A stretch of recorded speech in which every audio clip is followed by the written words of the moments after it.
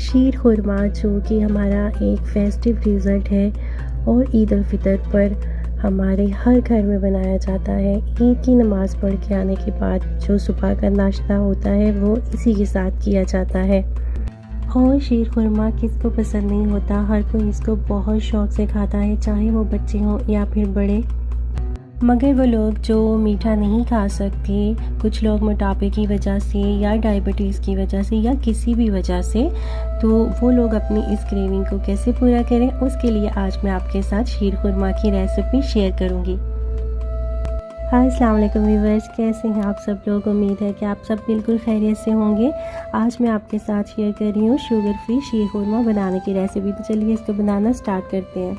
एक sauce pan के अंदर मैंने तकरीबन 2 टेबलस्पून के जितना ऑयल ऐड किया है। आप घी भी डाल सकते हैं। और उसको थोड़ा सा गर्म करने के बाद मैंने उसके अंदर कुछ बारीक कटे हुए नट्स ऐड कर दिए हैं। उसके अंदर डेट्स भी हैं, इलायचियाँ भी हैं और किशमिश भी हैं।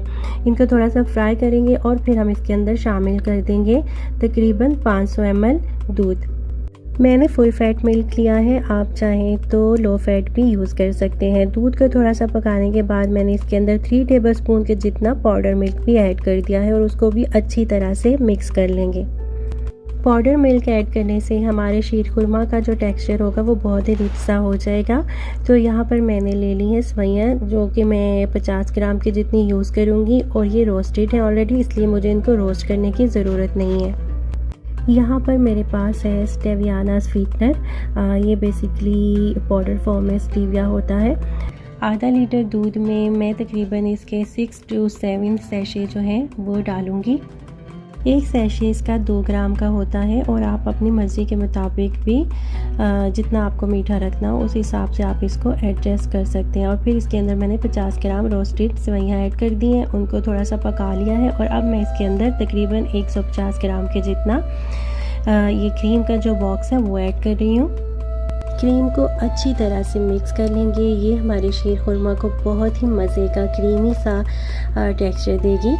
तो मीडियम फ्लेम पे पकाते हुए हम सेवइयों को थोड़ा सा गाढ़ा होने तक पका लेंगे।